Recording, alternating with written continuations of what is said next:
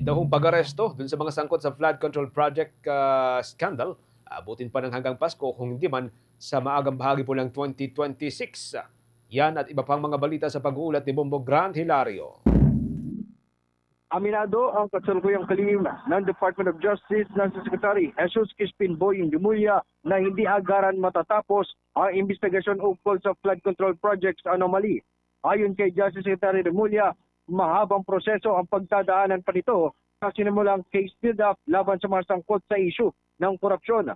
Posible anyang abutin ng nasa 120 days bago tuluyang makapagsampa na ng formal na kaso kontra sa mga individual matutukoy na may kinalaman sa manumalyang infrastructure projects. Git niya, maswerte na umano na may silbi o makakuha ng warrant of arrest laban sa mga respondents sa darating na Pasko sakaling mapadali ang proseso. Kanyang ipinaliwanag na ito'y dahil sa nagpapatuloy pang case build-up na dadaan pa sa mga preliminary investigation bago maihain ang kaukulang kaso sa korte. Ating pakinggan si Secretary Jesus Crispin Boying Remulla sa lihim ng Department of Justice. Ano yan? May preliminary investigation pa kasi caught in the act yan. Preliminary investigation yan. So, case build-up, preliminary investigation, which is a long process. Then court case, 120 days. At least 120 days siguro.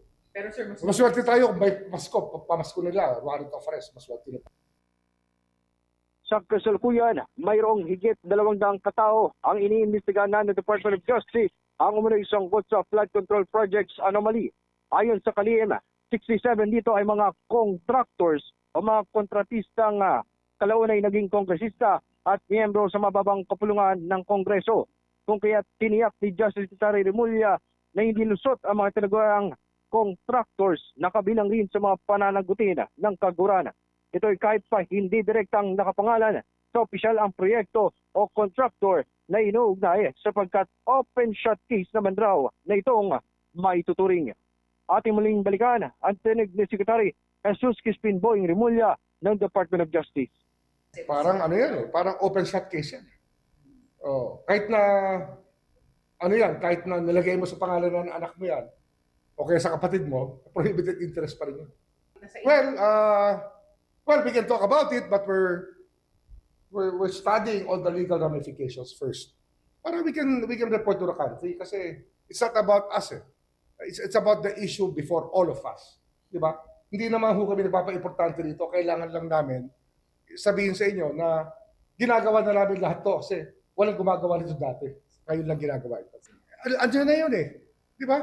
Ano gagawin mo? Hindi mo na, it's like toothpaste out of a tube. Hindi mo na pwede ipasok ulit yun. Ginawa na eh. The sin has been committed. Nakagat na yung mansanas eh. Samantala, dumating naman ngayong araw ang dalawang dating opisyal ng Department of Public Works and Highways na sina Bryce Hernandez at JP Mendoza. Dito inaasahang mapag-uusapan ang kanila pang mga nalalaman ukol sa flood control projects anomaly at pagiging witness sa kontrobersiya. Live mula dito sa Department of Justice, ito si Bombo Grant Hilario. And this is Bombo Radio Philippines, the #1 and most trusted source of news and information, Bast Radio. Bombo! For the most trusted source of news and information, visit our website at www.bomboradio.com. Follow us on Bombo Radio mobile app, Facebook, YouTube, TikTok, and X, formerly Twitter. Like, share, and stay connected. Anytime, anywhere.